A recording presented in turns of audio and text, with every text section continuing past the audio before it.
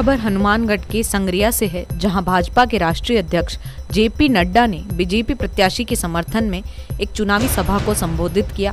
नड्डा ने इंडिया गठबंधन पर निशाना साधते हुए कहा कि घमंडिया इंडिया अलायंस बना है जो भ्रष्टाचारियों को बचाता है। घमंडिया गठबंधन के आधे नेता जमानत पर हैं और इस तरह के लोगों की जगह जेल में हैं। श्रीगंगानगर लोकसभा चुनाव के रण में दिग्गज नेता चुनाव प्रचार के लिए मैदान में उतर चुके हैं। भाजपा के राष्ट्रीय अध्यक्ष जेपी नड्डा बीजेपी प्रत्याशी प्रियंका बेलान के समर्थन में चुनावी सभा के लिए संगरिया पहुंचे हैं।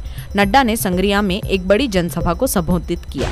जैसे हमारी पर कैपिटा इनकम प्रति व्यक्ति आय 50% बढ़ गई है और हमारा कैपिटल एक्सपेंडिचर भी दुगना हो गया है, ये भी हमको याद रखना चाहिए। हमारे यहाँ विदेशी मुद्रा का निवेश ये भी दुगना हो गया है।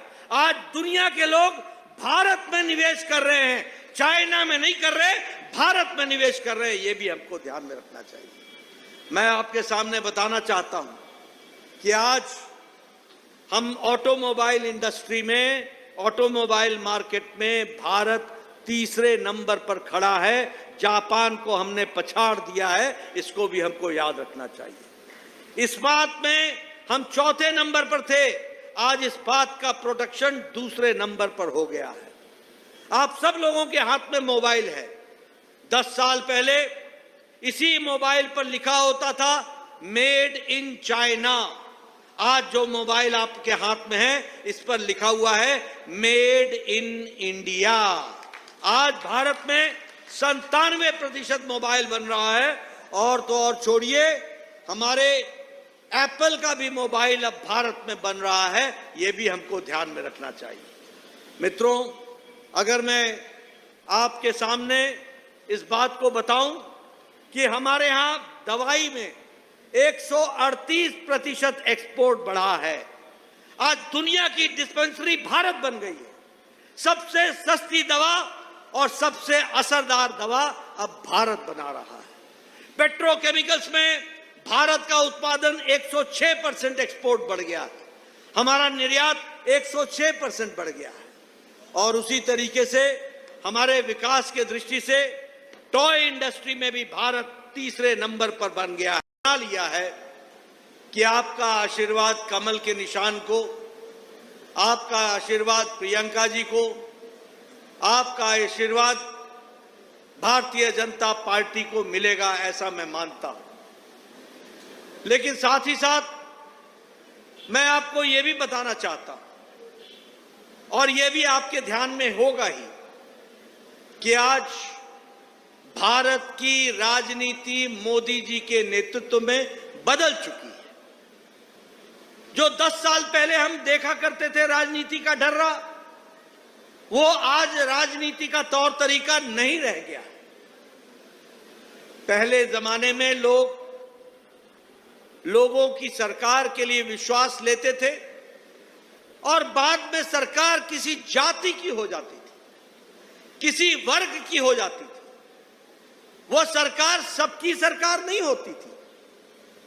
वो अपने परिवार के लिए, अपने समाज के लिए, अपने वर्ग के लिए, अपनी जाति के लिए काम करते थे। और चुनाव भी इस प्रकार से होता था जिसमें जातियां बहुत महत्वपूर्ण भूमिका अदा करती थी।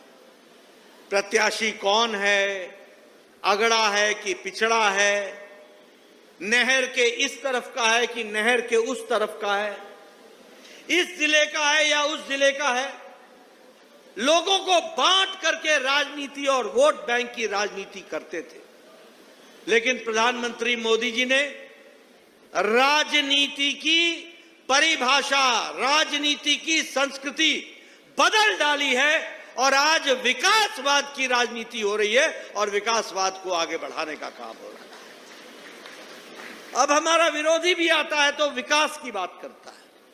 अब हमारा विरोधी भी आता है तो विकास की बात उसको करनी पड़ती है।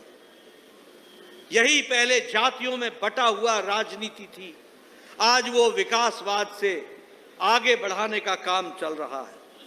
अर्थव्यवस्था लड़खड़ा गई है, जापान की अर्थव्यवस्था लड़खड़ा गई है, चाइना की अर्थव्यवस्था लड़खड़ा गई है ऑस्ट्रेलिया की अर्थव्यवस्था लड़खड़ा गई है, लेकिन भारत मोदी जी के नेतृत्व में जो 10 साल पहले 11वें स्थान पर था, आज जिस ब्रिटेन को हमारे ऊपर 200 साल जिसने राज किया, उसको पछाड़ करके भारत की अर्थव्यवस्था 5वें नंबर की अर्थव्यवस्था बन गई, 5वें नंबर की अर्थव्यवस्था। और आपका आशीर्वाद प्रियंका बेलान जी को मिलेगा, प्रियंका मेघवाल जी को मिलेगा, और 2027 में 2024 में मोदी जी फिर से तीसरी बार प्रधानमंत्री बनेंगे और भारत की अर्थव्यवस्था 2027 में तीसरी दुनिया की अर्थव्यवस्था बन जाएगी। इसको भी हमको याद रखना चाहिए। हम ये भी जानते हैं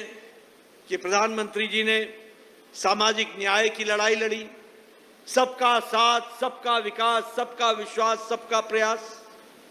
एक समय था, अभी अभी कुछ दिन पहले लोगों ने समाज को बांटने के लिए जातिगत जनगणना के माध्यम से चर्चा की। भारतीय जनता पार्टी भी जातिगत जनगणना के विरोध में नहीं है, लेकिन उनका उद्देश्य जातिगत जनगणना कम और जातियों में बांटना अधिक था। और ऐसे में प्रधानमंत्री मोदी जी ने कहा कि मैं चिंता करता हूं तो ज्ञान की चिंता करता हूं। ज्ञान मतलब जी फॉर गरीब, वाई फॉर युवा, ए फॉर अन्नदाता मेरा किसान, और एन फॉर नारी शक्ति। अगर गरीब की चिंता हो गई, युवा की चिंता हो गई, अन्नदाता की चिंता हो गई, नारी शक्ति की चिंता हो गई, तो देश की चिंता हो जाएगी और देश विकास कर जाएगा। ये बात उन्होंने कही।